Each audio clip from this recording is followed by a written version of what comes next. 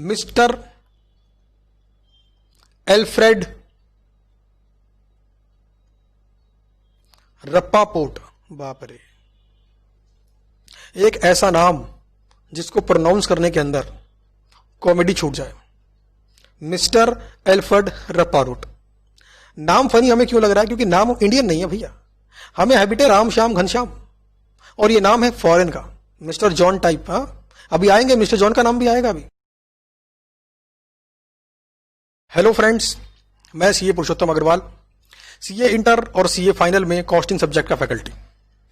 ये एक YouTube video series है जिसके अंदर हम CA final strategic cost management and performance evaluation वाले सब्जेक्ट से सारी की सारी थ्योरी, मॉडल्स जो एग्जाम के पॉइंट ऑफ व्यू से अत्यधिक इंपॉर्टेंट है उसको 100% इन वीडियोस में कवर कर रहे हैं। चल रहा है चैप्टर नंबर 8। चैप्टर नंबर 8 की आज सेकंड लेक्चर है। पहले 7 चैप्टर ऑलरेडी यूट्यूब पर अपलोड किए जा चुके हैं। अगर आपने नहीं देखे हैं तो एक बार आप जाकर देख लीजिए, आपको मजा आ जाएगा। थ्योरी इतनी बढ़िया तरीके से प्रैक्टिकली लिंक करते हुए आपको समझाई है कि आपको याद ही नहीं करना पड़ेगा, बल्कि आप इन चीजों को सीखकर इतने मोटिवेट हो जाएंगे कि आप अपने आप से कोई नया मॉडल निकाल लेंगे आपकी ऑब्जर्वेशन के बेस पर। और जो स्टूडेंट कंटिन्यूसली इस वीडियो सीरीज को फॉलो कर रहे हैं, यूट्यूब सीरीज को फॉलो कर रहे हैं, वो इस वीडियो को तो देख सकते हैं, आराम से कंटिन्यू कर सकते हैं। और जो पहली बार इस वीडियो को देख रहे हैं वो भी चाहे तो यहां से कंटिन्यू कर सकते हैं। इस बात की मेरी गारंटी है कि हर बात आपको समझ में आएगी, 100% समझ में आएगी। और हम पूरी की पूरी थ्योरी कवर कर रहे हैं स्टडी मेट से। तो ICAI द्वारा दिया गया CA final strategic cost management and performance evaluation का स्टडी मटेरियल निकाल लो, पेज नंबर 8.7 निकाल लो, और टॉपिक है इकोनॉमिक वैल्यू एडिड। टॉपिक है इकोनॉमिक वैल्यू एडिड। बहुत ही आराम से समझते हुए, चीजों को प्रैक्टिकली लिंक करते हुए, फायदे नुकसान बताते हुए कि आखिर किसी व्यक्ति ने यह मॉडल क्यों बनाया, उसके मन में ऐसी क्या बात आ गई कि उसने यह मॉडल बना दिया।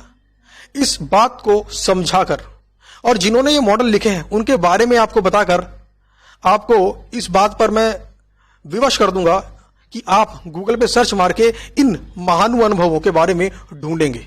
आप मालूम करेंगे कि यार ये इकोनॉमिक वैल्यू एडिड जिन व्यक्ति ने लिखा था उन्होंने और क्या क्या कॉन्सेप्ट, क्या क्या मॉडल लिखे हैं, जरा एक बार देख तो लूं।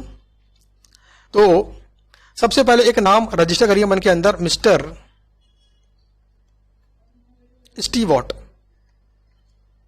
इस नाम को पहले अपने मन में रजिस्टर होने दीजिए। इस नाम को अपने मन में रजिस्टर होने दीजिए, मिस्टर स्टीवर्ट। नाम से ही मालूम पड़ गया होगा, फिर दोबारा से हिंदुस्तानी नाम नहीं है। यह नाम एक ऐसे व्यक्ति का है जो हिंदुस्तान का नहीं है। तो यह कौन है? यह बाहर का एक व्यक्ति है जिसने एक कॉन्सेप्ट लिखा, इकोनॉमिक वैल्यू एडिड। इसने क्यों लिखा यह कॉन्सेप्ट तो आपको बता दूं। स्टॉक मार्केट का नाम तो आपने सुना ही होगा, जहां पर आप कंपनी का एक शेयर भी अगर खरीद लो तो कंपनी की ओनरशिप आपको मिल जाती है उस शेयर से संबंधित। ये तो पता ही है आपको कि ओपन मार्केट के अंदर बहुत सारी कंपनीज के शेयर प्राइस स्टॉक एक्सचेंज पर लिस्टेड है। आप चाहें तो उन कंपनी का शेयर्स खरीद सकते हैं, और अगर आपने कंपनी के 5% शेयर खरीद दिए, इसका मतलब है कि कंपनी पूरे साल में जो प्रॉफिट कमाएगी वो 5% के हकदार आप हैं। तो देखा, बिना बिजनेस किए, बिना टेंशन लिए कि कौन क्या करेगा, कौन क्या करेगा, कौन क्या करेगा, आपने एक मजबूत कंपनी के 5% शेयर खरीदकर उसके प्रॉफिट में 5% हिस्सेदारी खरीद ली। समझ गए? उस घोड़े पर आपने पैसे लगाए जो जीत रहा था। समझ गए बात को? तो स्टॉक मार्केट के अंदर कैसे आइडेंटिफाई करें कि वो घोड़ा कौन सा है, वो कंपनी कौन सी है जो आपको भविष्य में प्रॉफिट कमा कर देगी। मेरी बात पे गौर फरमाना। अगर 5% शेयर खरीदकर आपने 5% प्रॉफिट में हिस्सेदारी खरीदी है तो आपको बता दूं आपने लॉस में भी हिस्सेदारी खरीदी है। कल को अगर कंपनी को लॉस हो गया तो 5% का लॉस आपकी जेब में रख देंगे। अगर आपने 100 रुपए लगाए थे तो 5 रुपए कट, अब बचे हैं 95 रुपए। तो भाई साहब, शेयर मार्केट से किसी कंपनी के शेयर को खरीदना मतलब कंपनी के मालिक बन जाना। कंपनी को फायदा होगा, आपको फायदा होगा, कंपनी को नुकसान होगा, आपको नुकसान होगा। यानी कंपनी के साथ अब आपका है जीवन भर का साथ। हमेशा उन्हीं कंपनी के शेयर खरीदो जिनसे आप जीवन भर अपना ये साथ बना के रखना चाहते हो। इसको बोलते हैं इन्वेस्टिंग, इन्वेस्टमेंट। कुछ लोग ऐसा भी करते हैं, आप जानते होंगे, आज खरीदा कल बेच दिया, कल खरीदा परसों बेच दिया। इसे इन्वेस्टिंग नहीं कहते, इसे ट्रेडिंग कहते हैं। अगर शुद्ध भाषा में कहूं तो इसे सट्टेबाजी कहते हैं। और सट्टेबाजी में तो भाई साहब 10 अंकों में से कोई एक अंक आएगा तो ही तो आप जीतोगे। अगर 9 अंक उल्टे आ गए तो आप हार गए। अगर सट्टेबाजी में 1 का 10 होता है तो 1 का 0 भी तो होता है। तो सट्टेबाजी में और इन्वेस्टिंग में बहुत जमीन आसमान का फर्क है। आपके लिए आपके ऊपर किया गया खर्चा बताओ क्या है, सट्टेबाजी है या इन्वेस्टमेंट है? नीचे कमेंट बॉक्स में कमेंट करके बताओ। तो ये खर्चा जो आप अपने ऊपर करते हो ये आपका इन्वेस्टमेंट है।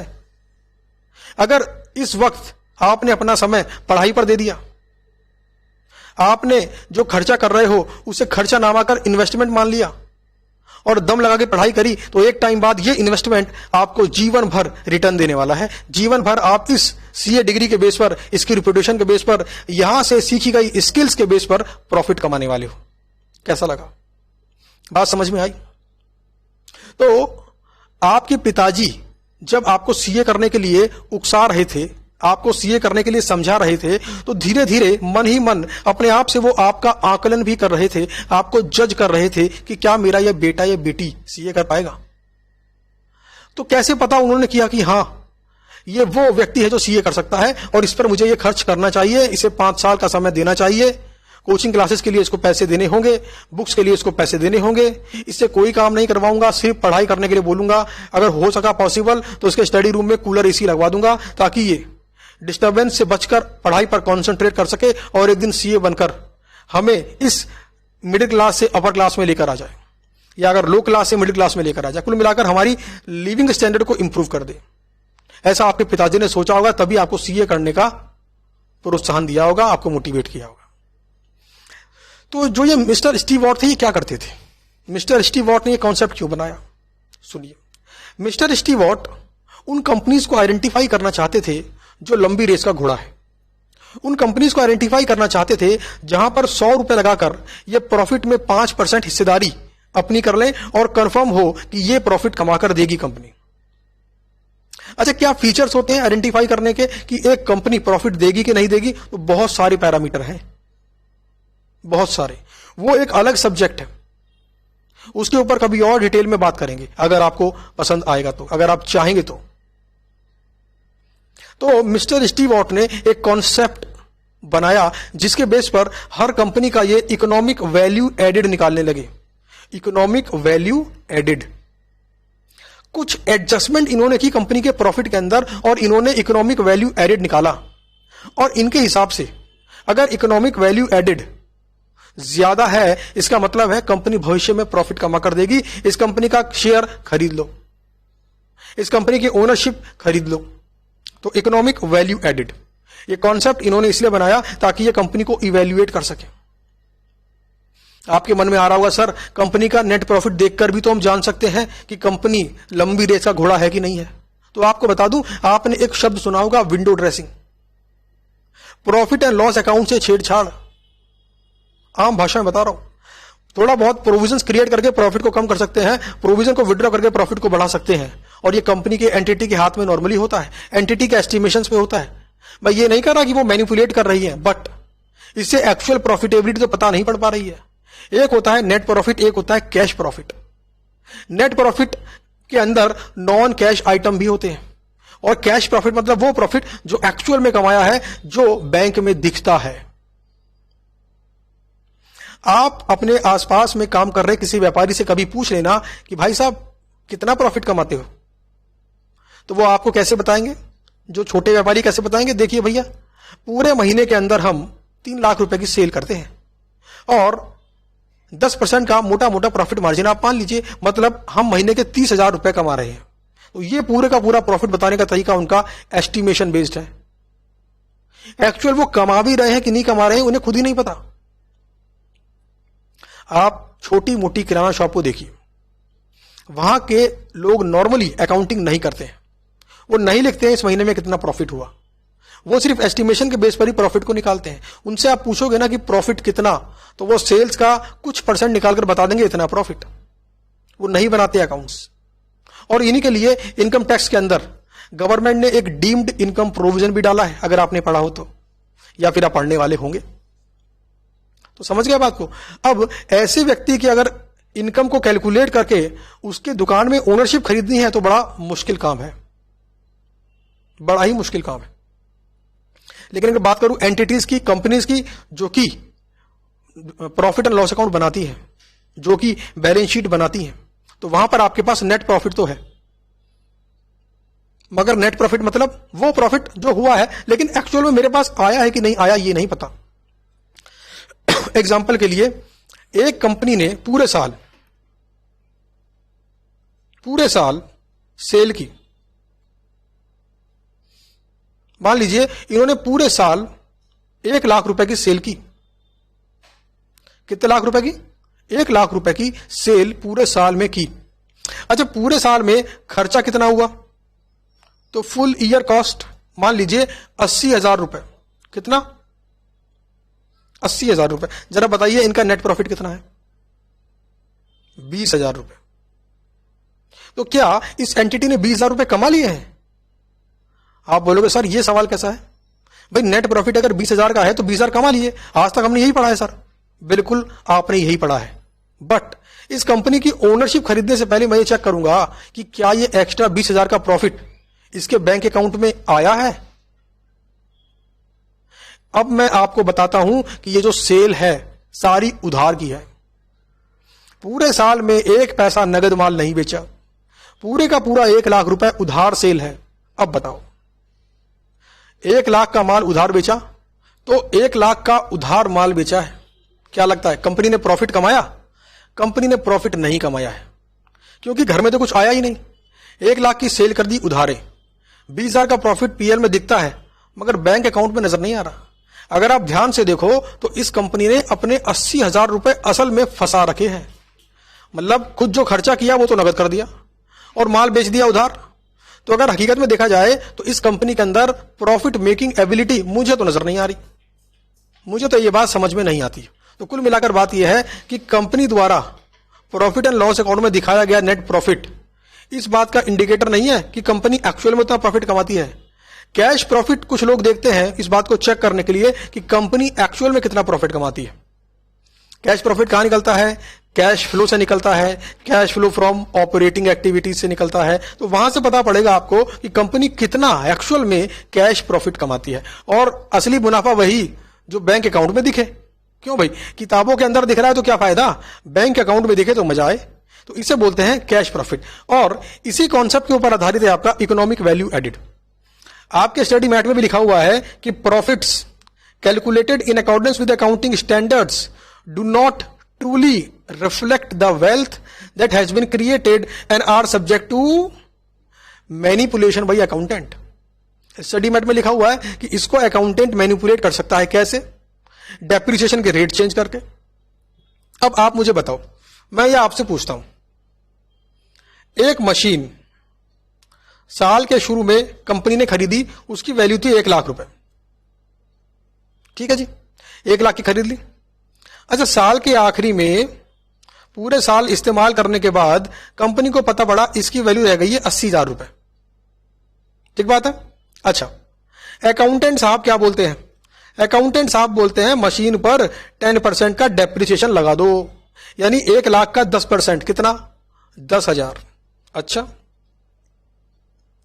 अब आप नीचे YouTube वीडियो में, इस वीडियो में कमेंट करके बताओ, डेप्रिसिएशन 10,000 का लगना चाहिए या फिर 20,000 का? आप खुद बताओ, डेप्रिसिएशन 10,000 का लगना चाहिए कि 20,000 का? तो भाई साहब लगना चाहिए 20,000 का, बट 10,000 का कोई गलत नहीं कह सकता। मेरे बातों पर ध्यान दो, लगना चाहिए 20,000 का डेप्रिसिएशन, मगर 10,000 के डेप्रिसिएशन को कोई गलत नहीं कह सकता। यानी कि trading profit and loss account के अंदर 10,000 के डेप्रिसिएशन के ऊपर ऑडिटर साहब टिक मार के चले जाएंगे, बोलेंगे बिल्कुल सही डेप्रिसिएशन निकाला है। लेकिन जब मैं इस कंपनी को खरीदना चाहूंगा तो मैं क्या बोलूंगा कि डेप्रिसिएशन का तो अमाउंट ही गलत है, यहां पर 10 नहीं 20 आना चाहिए था, क्योंकि एक्चुअल जो वैल्यू कम हुई है वो तो 20,000 हुई है ना। यही बात स्टीवर्ट ने भी कही। उन्होंने बहुत सारी एडजस्टमेंट ऐसी बताई है जो वो करते हैं नेट प्रॉफिट के अंदर, और उसके बाद निकाल के लाते हैं इकोनॉमिक वैल्यू एडेड। अगर इकोनॉमिक वैल्यू एडेड को मैं बहुत ही सिंपल शब्दों में आपको बताऊं तो इकोनॉमिक वैल्यू एडेड का मतलब है profit earned over and above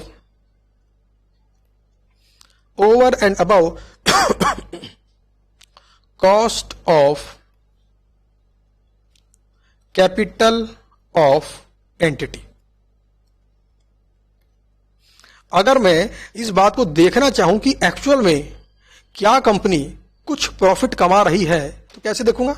जितना पैसा धंधे में लगा रखा है, जितना पैसा बिजनेस में लगा रखा है, उसकी निकालो कॉस्ट ऑफ कैपिटल, यानी कि यही पैसा कहीं और लगाते तो कितना मिल जाता, या फिर यह पैसा अगर उधार में ले रखा है तो कितना देना पड़ रहा है ना? तो कॉस्ट ऑफ कैपिटल। इससे ज्यादा अगर प्रॉफिट कोई कंपनी कमा रही है तो इसका मतलब है कि कंपनी मजबूत घोड़ा है, यहां पर पैसे कमाए जा सकते हैं, इस कंपनी का शेयर लोग खरीद सकते हैं। तो यह है मिस्टर स्टीव वॉट का कॉन्सेप्ट, जिसके अंदर उन्होंने इकोनॉमिक वैल्यू एडेड कॉन्सेप्ट को जन्म दिया। उन्होंने बताया कि जो प्रॉफिट ये एक्स्ट्रा कमाते हैं, जो इनकी एक्स्ट्रा अर्निंग कैपेबिलिटी है, वही दिखाती है कि ये कंपनी ग्रेट है, ये कंपनी बेस्ट है, इस कंपनी के शेयर खरीदो और शेयर खरीद कर बैठे रहो, कंपनी प्रॉफिट कमाती रहेगी, आपको प्रॉफिट मिलता रहेगा, मजे करो, इंजॉय करो। इसे बोलते हैं इन्वेस्टिंग। इकोनॉमिक वैल्यू एडेड को निकालने का ये रहा जी फॉर्मूला। क्या है जी फॉर्मूला? तो ये रहा जी formula. NOPAT, NOPAT मतलब net operating profit after tax. जो भी कमाया टैक्स वैक्स सब देने के बाद कितना बचा, माइनस WACC यानी weighted average cost of capital multiplied by capital employed. ये बात जिसे मैंने अभी इंग्लिश के सेंटेंस के रूप में लिखा, इसी बात को जब फॉर्मूले के वे में लिखेंगे तो ये बन गया आपका इकोनॉमिक वैल्यू एडेड का फॉर्मूला। इसको मैं आम लैंग्वेज के अंदर सुपर प्रॉफिट कह सकता हूं आपको समझाने के लिए। आम लैंग्वेज में कह सकता हूं मोटा मुनाफा। तो अगर कोई कंपनी हर साल अच्छा इकोनॉमिक वैल्यू एडेड कमाती है, इसका मतलब है कंपनी में दम है, इसका मतलब है कंपनी में दम है। अब मैं बताता हूं किस प्रकार से आपके पिताजी इस कॉन्सेप्ट को आप पर लगाकर चेक कर सकते हैं कि उनका जो बेटा या बेटी है वो लंबी रेस के घोड़े हैं कि नहीं है। एग्जाम्पल के लिए, एक दिन में 16 घंटे पढ़ाई की जा सकती है, पढ़ाई की जा सकती है, बाकी टाइम सो जाओ, थोड़ा सा ब्रेक ले लो, है ना। 16 घंटे में कितना घंटा आप पढ़ते हो? मान लो आप पढ़ते हो 8 घंटे। इसका मतलब क्या हुआ? इसका मतलब है कि आप 50% कैपेसिटी पर काम कर रहे हो। आपकी पढ़ाई करने की कैपेसिटी ज्यादा है, बट आप 50% कैपेसिटी पर काम कर रहे हो। आपके पिताजी ने देखा कि 90% स्टूडेंट 50% कैपेसिटी पर ही काम करते हैं, लेकिन जो उनका बेटा है वो 12 घंटे पढ़ाई करता है 16 घंटे में से, और यहां पर इफेक्टिव पढ़ाई करता है, स्टडी रूम में बैठा बैठा टाइम खराब नहीं करता, एक्चुअल में पढ़ाई करता है। अच्छा, इसका मतलब है 75% कैपेसिटी का इस्तेमाल कर रहा है। बताओ जरा, एक्सेस कितनी कैपेसिटी इस्तेमाल हो रही है? 25% एक्स्ट्रा। ज्यादा है तो बेहतर है। तो आपके पिताजी को इससे पता पड़ जाएगा कि हां जी, आप चार्टर्ड अकाउंटेंट बनने वाले हो। आपके अंदर वो डिटर्मिनेशन, वो जज्बा दिख रहा है कि आप चार्टर्ड अकाउंटेंट बनने वाले हो। उसके बाद दुनिया आपको सलाम करेगी, पैसा आपके कदम चूमेगा। तो यह है इकोनॉमिक वैल्यू एडेड का प्रैक्टिकल एप्लीकेशन। इसे किसने लिखा? मिस्टर स्टीव वॉट ने। तो आपको बता दूं, बहुत सारी एडजस्टमेंट करनी पड़ती है, तब जाकर आपका net profit economic value added में कन्वर्ट होता है। तो जैसे ये लीजिए आपका प्रॉफिट, उस प्रॉफिट के अंदर काफी सारी एडजस्टमेंट करनी पड़ती है, काफी सारी। स्टीव वॉट ने बहुत सारी एडजस्टमेंट करने के लिए कहा है। गूगल पर आप सर्च मारेंगे तो लिस्ट ऑफ एडजस्टमेंट बहुत ज्यादा है। उन्होंने बहुत ही बारीक से इस कॉन्सेप्ट को एडजस्टमेंट वाइज पूरा बताया है। हमारे स्टडी मैट के अंदर कौन कौन सी एडजस्टमेंट है, उनसे संबंधित मैं आपको बताता हूं। सबसे पहली बात जो स्टीव वॉट ने बोली कि अगर कंपनी ने लोन लिया हुआ है तो लोन का इंटरेस्ट और इंटरेस्ट पे मिलने वाला टैक्स बेनिफिट, इन दोनों को नेट प्रॉफिट में से हटा दो। बड़ी अजीब सी बात लगेगी आपको।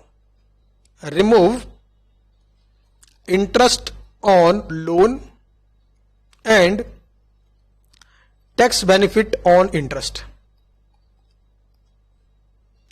इनका मानना है कि अगर किसी कंपनी ने लोन लिया हुआ है तो लोन पर जो वो इंटरेस्ट पे कर रही है वो प्रॉफिट लॉस के डेबिट में होगा, तो कहते हैं उसे हटा दो। कैसे हटाएं? अगर माइनस है तो क्या करना पड़ेगा? प्लस करना पड़ेगा। बिल्कुल ठीक बात। अच्छा, इंटरेस्ट जब पे करेंगे तो टैक्स बेनिफिट होगा। इनकम टैक्स में क्या इंटरेस्ट ऑन लोन अलाउड होता है? हाँ जी होता है। तो टैक्स में कुछ कमी आ जाएगी? हाँ जी कमी आ जाएगी। तो जो टैक्स बेनिफिट है उसके इंपैक्ट को भी हटा दो। कुल मिलाकर स्टीव वॉट ने बोला कि अगर कंपनी ने लोन ले रखा है तो लोन के इफेक्ट को हटाकर चेक करो। यानी कि चेक करो अगर ये कंपनी में लोन नहीं होता तब भी क्या ये कंपनी इकोनॉमिक वैल्यू एडेड कमाकर देती? यानी कि अगर बैंक से पैसे नहीं लिए होते, अपने दम पर काम कर रही होती, तो भी क्या ये कंपनी प्रॉफिट कमाकर देती, मोटा मुनाफा कमाकर देती, इकोनॉमिक वैल्यू एडेड बनाकर देती? अगर जवाब है हां तो कंपनी है बढ़िया, और जवाब है ना तो ये कंपनी बेकार है, दूसरी कंपनी का निकालो इकोनॉमिक वैल्यू एडेड। तो ये था इनका लॉजिक, इंटरेस्ट ऑन लोन और उसके ऊपर मिलने वाले टैक्स बेनिफिट के इंपैक्ट को रिमूव करने के पीछे का लॉजिक। तो ये थी एडजस्टमेंट नंबर 1। दूसरी एडजस्टमेंट थी, इन्होंने बोला कि नॉन कैश एक्सपेंडिचर को भी हटा दो, रिमूव कर दो इसके इंपैक्ट को। कैसे करेंगे रिमूव? एक्सपेंडिचर कहां पे आ रहा होगा? पीएल के डेबिट में। अच्छा, डेबिट में आ रहा है मतलब प्रॉफिट निकालते वक्त प्लस किया कि माइनस किया? माइनस किया है सर। अच्छा, माइनस किया है, हां, तो माइनस के इफेक्ट को हटाने के लिए क्या करना पड़ेगा? ऐड करना पड़ेगा, तो ऐड कर दो।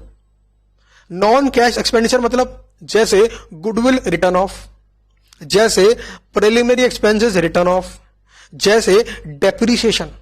ओहो सर, डेप्रीसिएशन भी इसी में आ गया? हाँ जी, डेप्रीसिएशन भी इसी में आ गया। लेकिन साथ ही में स्टीव वॉट ने एक बात बोली कि रिड्यूस करो इकोनॉमिक डेप्रीसिएशन, यानी कि बुकिश डेप्रीसिएशन के इफेक्ट को हटा दो, बट एक्चुअल में एसेट्स की वैल्यू में जो गिरावट आई है ना उसको कंसीडर करो। 1 लाख रुपए की मशीन 80,000 की रह गई है, 20,000 रुपए वैल्यू में कमी आई है। इसका मतलब है कि ये 20,000 रुपए एक्चुअल डेप्रीसिएशन है, इसको माइनस करो। इन्होंने बोला कोई भी प्रोविजन हो जो क्रिएट किया गया हो उसको इफेक्ट को भी रिमूव कर दो। अच्छा, कैसे रिमूव करोगे? Provision for doubtful debts debit में आया होगा, नेट प्रॉफिट निकालते वक्त इसने प्रॉफिट को कम किया होगा, इसके इफेक्ट को रिमूव करना है। कैसे करेंगे? इसको ऐड कर दो। तो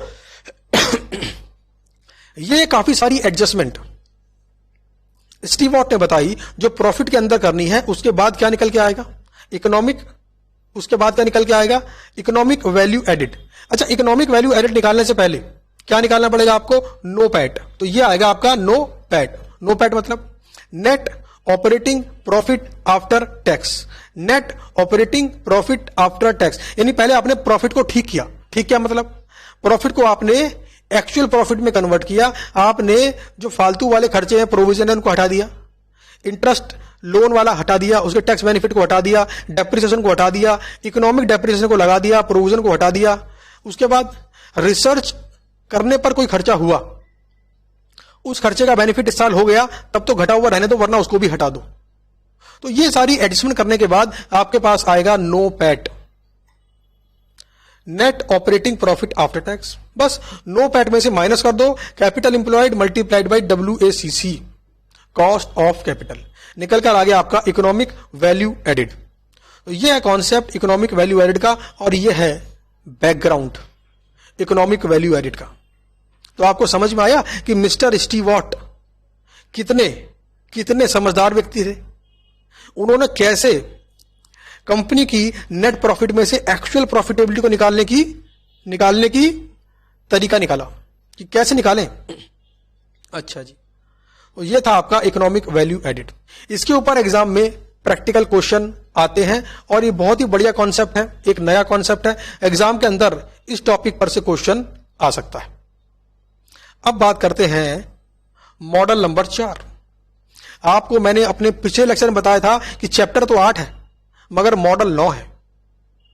9 तरीके ऐसे हैं जिससे हम कंपनी की परफॉर्मेंस को इवेल्युएट कर सकते हैं, जिससे हम चेक कर सकते हैं कि कंपनी अच्छा परफॉर्म कर रही है या बुरा परफॉर्म कर रही है। अगर अच्छा परफॉर्म कर रही है तो बल्ले बल्ले मजे आ गए, और अगर बुरा परफॉर्म कर रही है तो कुछ ना कुछ एक्शन लेना पड़ेगा। अगर आपकी अपनी कंपनी है तो कोई ना कोई एक्शन लो, उसे ठीक करो, प्रॉब्लम को रिमूव करो। आपकी अपनी कंपनी नहीं है, आपने इन्वेस्टमेंट कर रखा है, तो भैया इन्वेस्टमेंट को बेचकर किसी और कंपनी को ढूंढो।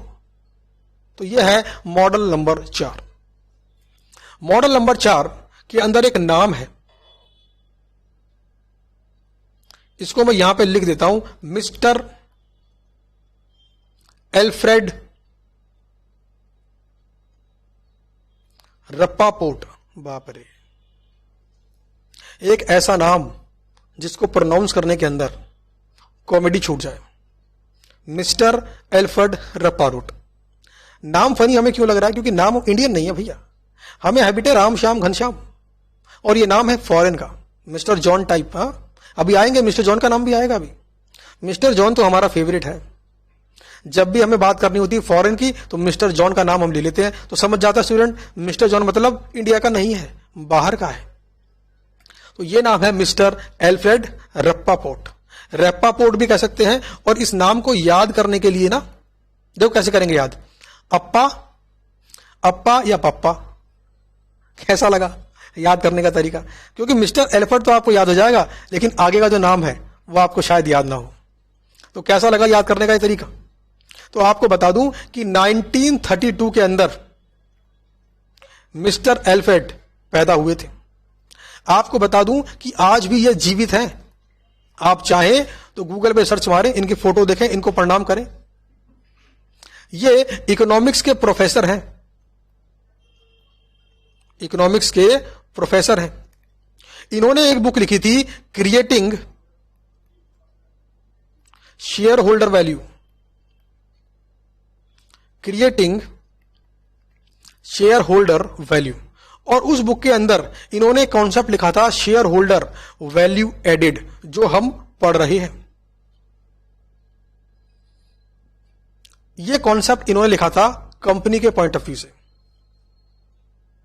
कंपनी को निकालना है कि पर शेयर कितनी वैल्यू है कंपनी की, पर शेयर कितनी वैल्यू है कंपनी की, इसको इन्होंने बोला शेयर होल्डर वैल्यू एडिट। अभी कैसे निकालेंगे? मान लीजिए ये रही कंपनी। कंपनी भविष्य में, फ्यूचर में क्या कमाएगी, कंपनी भविष्य में, फ्यूचर में क्या कमाएगी, क्या इनफ्लोज आएंगे, उनकी अगर हम प्रेजेंट वैल्यू निकाल लें तो उसी को बोलते हैं टोटल शेयर होल्डर्स वैल्यू। क्या बोलते हैं? Total shareholders value. अब इन टोटल शेयर होल्डर्स वैल्यू को अगर हम divide by total number of share कर दें तो आ जाएगा share holder value per share. यानी एक शेयर में इतनी वैल्यू है जो शेयर होल्डर को मिलती है। एग्जाम्पल के लिए आपको पता ही है, हम शुरू से प्राइस और वैल्यू को कंपेयर करते रहते हैं।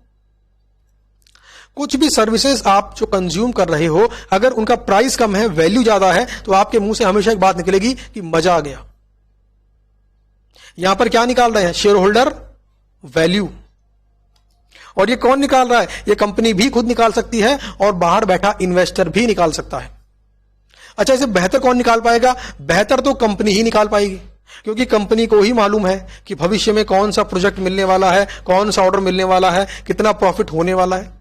अगर कोई बाहर का इन्वेस्टर इस चीज को निकालता है तो वो एस्टिमेशन के बेस पे निकालेगा, पास्ट परफॉर्मेंस के बेस पे निकालेगा। यानी कि वो प्रेडिक्शन कर तो सकता है, बट उसकी प्रेडिक्शन कंपनी की प्रेडिक्शन से बेहतर नहीं होगी। कंपनी ने अपने फ्यूचर इनफ्लोज को एस्टिमेट करते हुए निकाली share holder value per share. मान लो पर शेयर शेयर होल्डर वैल्यू है 100 रुपए। इसका मतलब क्या हुआ? कंपनी का एक शेयर 100 रुपए की वैल्यू रखता है।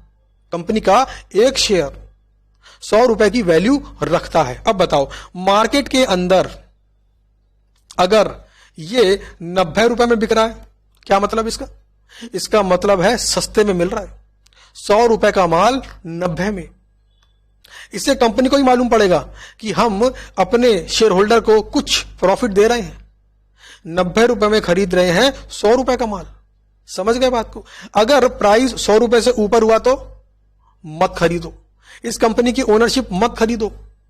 100 रुपए का माल 120 रुपए में, 100 रुपए का माल 130 रुपए में, ये तो गड़बड़ हो जाएगी। बड़ा ही सिंपल कॉन्सेप्ट है, बस क्योंकि मिस्टर एल्फ्रेड रपारोट ने इसको निकाला है तो उनको सम्मानित करने के लिए उनका नाम तो लेना ही पड़ेगा। बट ये बड़ा ही सिंपल वाला कॉन्सेप्ट है, इसका इस्तेमाल आप भी कर सकते हैं। कैसे? प्रैक्टिकली। कल को मान लीजिए सीए बनने के बाद आपके मन में विचार आता है कि घर खरीदा जाए, घर खरीदा जाए। तो देखो, घर खरीद के रहना है या रेंट पे रहना है, यह एक अलग डिसीजन है। घर खरीदना है, कितने पर खरीदूं, यह एक अलग डिसीजन है। पहले वाले में हम सोच रहे हैं आउट ऑफ 2 अल्टरनेटिव कौन सा फायदेमंद है। दूसरे वाले में हम डिसाइड कर चुके हैं कि घर खरीदना तो है, बट कितने पे खरीदना है, इस बात की बात हम दूसरे वाले में कर रहे हैं। तो अगर आपने सीए बनने के बाद, जॉब लगने के बाद इस बात को तय कर लिया कि भैया घर तो खरीदना है, तो सवाल यह होगा कि जो घर आप खरीदने जा रहे हो उसकी वैल्यू क्या है।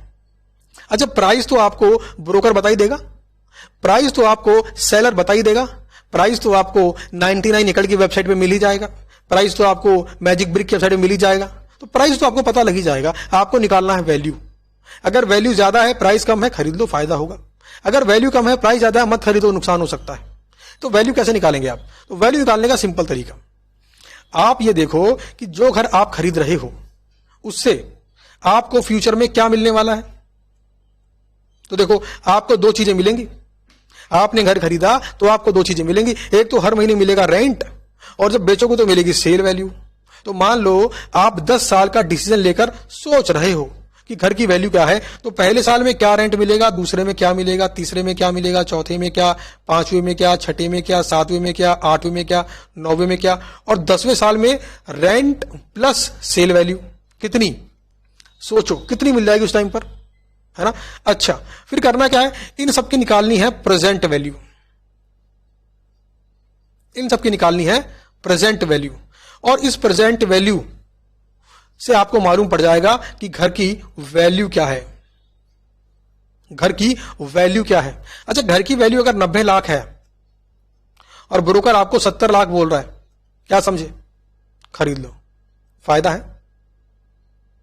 घर की वैल्यू 90 लाख है, ब्रोकर बोलता 1.5 करोड़ का, मत खरीदो, फायदा नहीं है। ध्यान देना, यहां पर जिन फायदों की मैंने बात करी वो है फाइनेंशियल फायदे या नुकसान। नॉन फाइनेंशियल फैक्टर भी आप कंसीडर करोगे डिसीजन लेने के वक्त, लेकिन यहां पर किसकी बात कर रहे हैं हम, फाइनेंशियल। तो समझ गए, ये वाला कॉन्सेप्ट जो है जिसके बेस पर शेयर होल्डर वैल्यू एडेड निकालते हैं, बड़ा ही बेसिक कॉन्सेप्ट है। इसका इस्तेमाल लोग करते आए हैं, बस नाम नहीं मालूम। जैसे मैंने आपको प्रॉपर्टी की वैल्यू निकालना बताया, हालांकि मिस्टर एल्फ्रेड रपारोट ने इसको अपनी बुक में लिखा क्रिएटिंग शेयर होल्डर वैल्यू। भाई साहब, फिर रिस्पेक्ट तो करनी चाहिए। कोई व्यक्ति अगर अपनी नॉलेज शेयर कर रहा है उसकी तारीफ तो करनी चाहिए, क्योंकि नॉलेज वो चीज है जिससे आपके सोचने की, समझने की जो कैपेसिटी वो बढ़ जाती है। और एक बार अगर आप सही प्रकार से सोचने लग गए तो जिंदगी बेहतर हो सकती है। तो ये है मिस्टर एल्फ्रेड रपारोट। इन्होंने 7 बातें ऐसी बताई जिससे कंपनी शेयर होल्डर की वैल्यू को बढ़ा सकती है। 7 बातें, और इन 7 बातों को इन्होंने बोला वैल्यू ड्राइवर। अच्छा, कार ड्राइवर क्या करता है? कार ड्राइवर कार को चलाने के लिए रिस्पॉन्सिबल है, ड्राइवर नहीं होगा कार नहीं चलेगी। वैल्यू ड्राइवर कंपनी के शेयर की वैल्यू बढ़ाने के लिए रिस्पॉन्सिबल है। तो इन्होंने बताए 7 वो चीजें जिस पर शेयर होल्डर वैल्यू डिपेंड करती है। पहली है रेट ऑफ सेल्स ग्रोथ, दूसरा पॉइंट है ऑपरेटिंग प्रॉफिट मार्जिन, तीसरा पॉइंट है इनकम टैक्स रेट, चौथा पॉइंट है इन्वेस्टमेंट इन वर्किंग कैपिटल, 5वां पॉइंट है फिक्स कैपिटल इन्वेस्टमेंट, 6ठा पॉइंट है कॉस्ट ऑफ कैपिटल, और 7वां पॉइंट है लाइफ ऑफ प्रोजेक्ट। यानी कि इन 7 बातों पर ध्यान देकर एक कंपनी शेयर होल्डर की वैल्यू को बढ़ा सकती है। शेयर होल्डर की वैल्यू बढ़ेगी तो इन्वेस्टर को फायदा होगा, इन्वेस्टर को फायदा होगा तो और लोग कंपनी को अपना अपना पैसा देने आएंगे कि हमारे पैसे को भी बड़ा कर दो, 100 रुपए को 105 कर दो, 100 रुपए को 110 रुपए कर दो। तो ये फायदा है कंपनी को शेयर होल्डर की वैल्यू को बढ़ाकर। तो ये था हमारा share holder value added concept जिसे मिस्टर एल्फ्रेड रप्पारोट ने लिखा है। बहुत ही बढ़िया कॉन्सेप्ट है। अब बात करते हैं अगले मॉडल की। अगला मॉडल है triple bottom line. Triple bottom line share holder value के ऊपर एग्जाम में प्रैक्टिकल क्वेश्चन आ सकता है और ट्रिपल बॉटम लाइन के ऊपर आएगी केस स्टडी का क्वेश्चन। अच्छा, ट्रिपल बॉटम लाइन को TBL तो कहते ही हैं, इसको 3BL भी कहते हैं, इसको 3P भी कहते हैं। अच्छा, इसको समझाने से पहले मैं आपको एक नाम यहां पर लिखवाना चाहता हूं और वो नाम है मिस्टर जॉन एल्किंगटन। आप तो मिस्टर जॉन याद रख लो। मिस्टर जॉन वो व्यक्ति हैं जिन्होंने ट्रिपल बॉटम लाइन कॉन्सेप्ट को लिखा है। इनके बारे में आपको बता दूं कि 1949 के अंदर ये पैदा हुए और आपको जानकर बड़ी खुशी होगी कि अभी ये जीवित हैं। आप गूगल पर जाइए, इनका नाम लिखिए, आपको इनकी फोटो देखने का और इनके बाकी कॉन्ट्रीब्यूशंस के बारे में पढ़ने का अच्छा मौका मिलेगा। बचपन से ही ये इन्वायरमेंट लवर थे। क्या थे? Environment lover. अपने इन्वायरमेंट से बड़ा प्यार करते थे, ग्रीनरी से बड़ा प्यार करते थे, पेड़ पौधों से बहुत लगाव था बचपन से ही। इनको एक बार ट्रू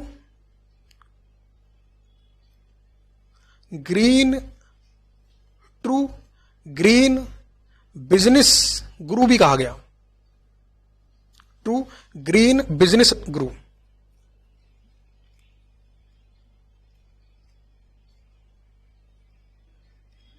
यानी बचपन से ही इन्हें ग्रीनरी से बड़ा प्यार था और वही बात कहीं ना कहीं इन्होंने अपनी इस ट्रिपल बॉटम लाइन मॉडल में लिखी है।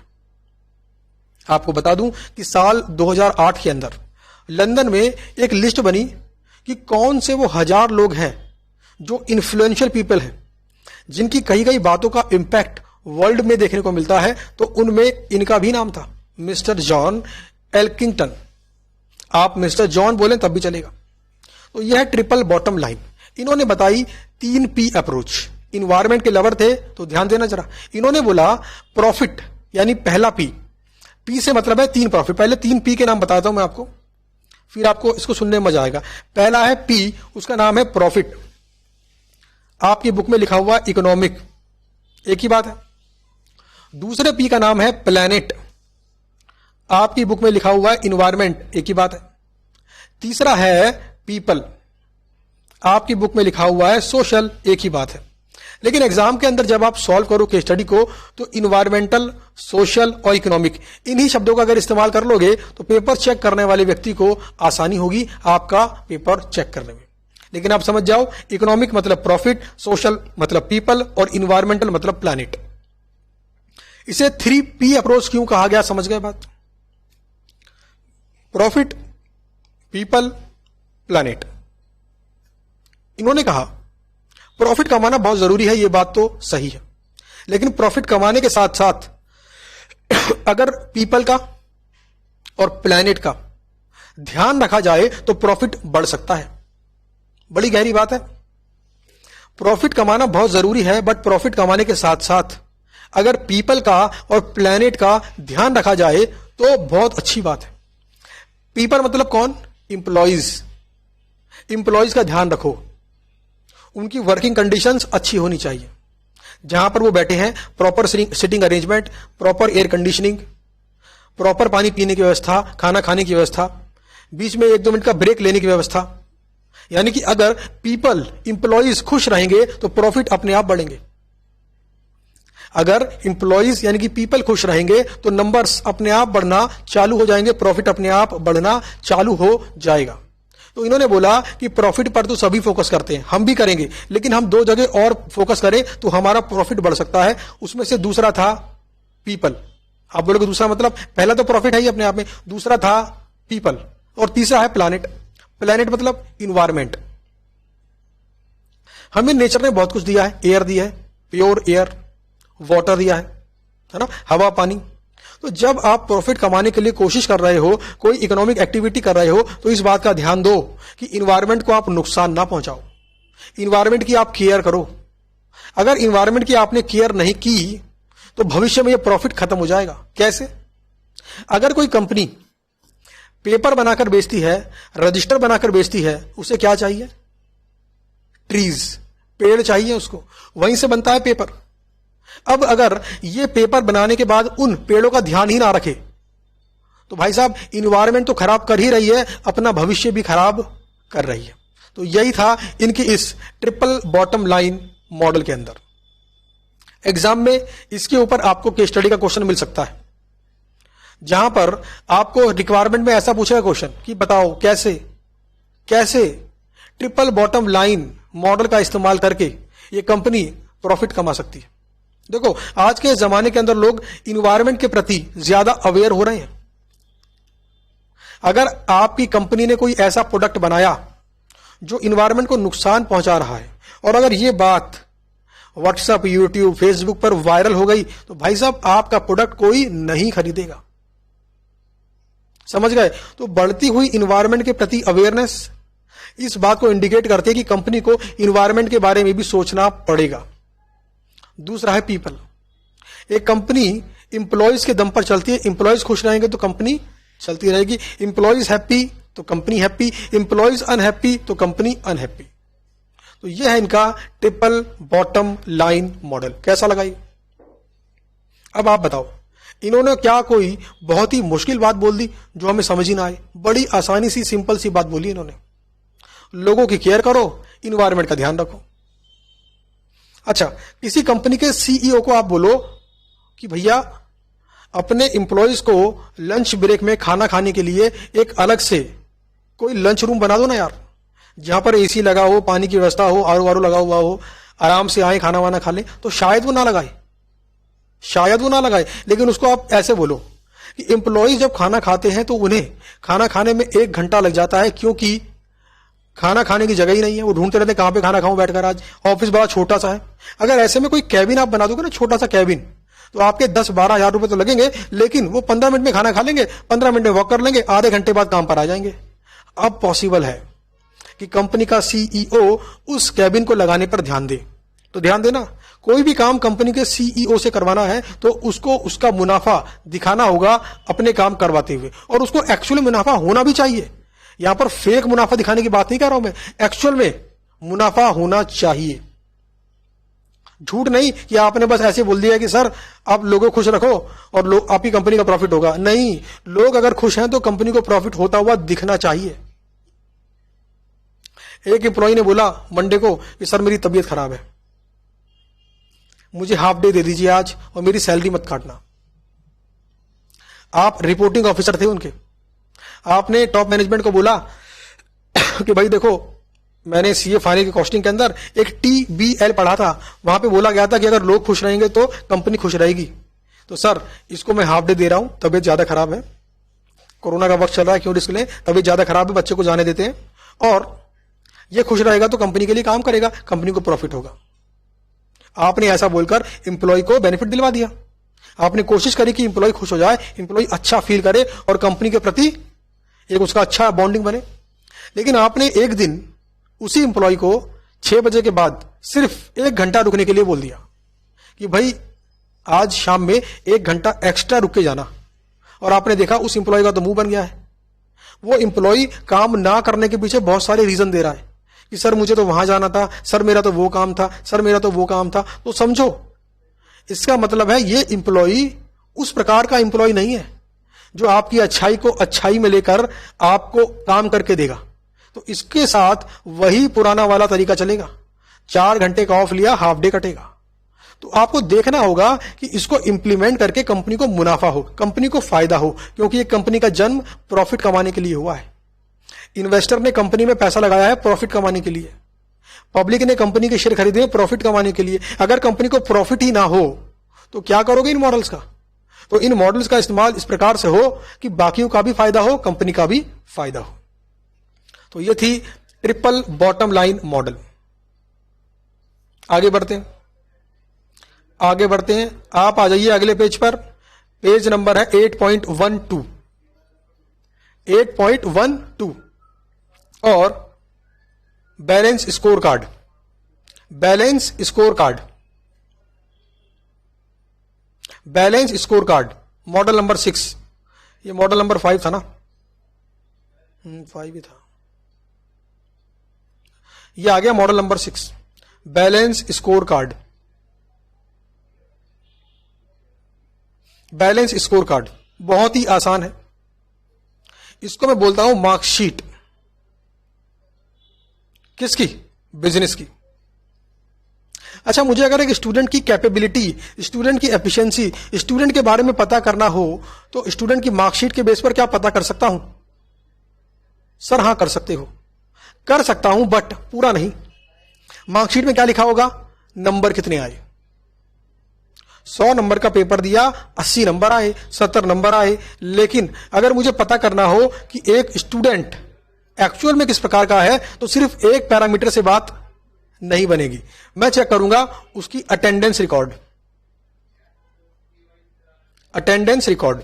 इससे मुझे क्या पता पड़ेगा कि इसकी अटेंडेंस रिकॉर्ड से यह मालूम पड़ जाएगा कितना पंक्चुअल है ये, क्या कभी फालतू में छुट्टी मार देता है। अगर 99% अटेंडेंस है तो भाई साहब बंदा मेहनती है। दूसरा, मार्क्स तो आप बोल ही रहे हो, उससे मालूम पड़ेगा कितना अच्छा परफॉर्म करता है। तीसरा है, अगर मुझे पता करना है उसका बिहेव, तो बिहेव एक पैरामीटर होगा। मैं उसको ऑब्जर्व करूंगा पूरे महीने कि इसने क्लासरूम में कैसा बिहेव किया, बाकी कलीग के साथ, बाकी स्टूडेंट के साथ कैसा बिहेव करता है, ये रूडली बात करता है, प्यार से बात करता है, आराम से बात करता है, चुप बैठा रहता है, या फालतू के पंगे करता है, बिहेव। फिर अगला पॉइंट है इनिशिएटिव। मैं इस पर भी चेक करूंगा इनिशिएटिव, कि क्या इनिशिएटिव लेता है ये, क्या इसने पिछले 30 दिन में कोई इनिशिएटिव लिया, क्या इस स्टूडेंट ने मेरे कहने के बाद स्टडी प्लान बनाया, क्या इसने 8 घंटे को बढ़ाकर 10 घंटे पढ़ने की कोशिश की, क्या इसने किताबों को समय पर रिवाइज किया, क्या इसने क्वेश्चंस को हाथ से बनाकर देखा। इन सब बातों से मुझे पता पड़ जाएगा कि ये स्टूडेंट आखिर में कैसा है, अच्छा है या बुरा है। तो बहुत सारे पैरामीटर होते हैं जिनके बेस पर मैं ये आइडेंटिफाई कर सकता हूं कि ये स्टूडेंट कैसा है, अच्छा है या बुरा है, जिंदगी में बहुत आगे बढ़ेगा या फिर थोड़ा सा कम, या फिर सुधरना चाहिए, कुछ गलतियां हैं। ऐसे ही कंपनी की बात करते हैं, कंपनी को भी इवैल्यूएट किया जाता है, और कंपनी को इवैल्यूएट करने के लिए प्रॉफिट एंड लॉस अकाउंट तो आप जानते ही हैं, उसको बोलते हैं फाइनेंशियल फैक्टर। फाइनेंशियल फैक्टर यानी फाइनेंशियल पर्सपेक्टिव। जैसे स्टूडेंट को चेक करने के लिए मैंने 4 पैरामीटर निकाले, ऐसे ही कंपनी को चेक करने के लिए बैलेंस स्कोर कार्ड मॉडल के हिसाब से 4 पॉइंट के ऊपर कंपनी को इवैल्यूएट किया जाता है, जिनमें से पहला पैरामीटर है फाइनेंशियल पर्सपेक्टिव। ये तो आप जानते ही हैं। पिछले साल के मुकाबले प्रॉफिट बढ़ा क्या? अगर हां तो कंपनी बेहतर है। पिछले साल के मुकाबले कंपनी की सेल्स बढ़ी क्या? हां तो कंपनी बेहतर है। पिछले साल के मुकाबले कंपनी के शेयर प्राइस बढ़े क्या?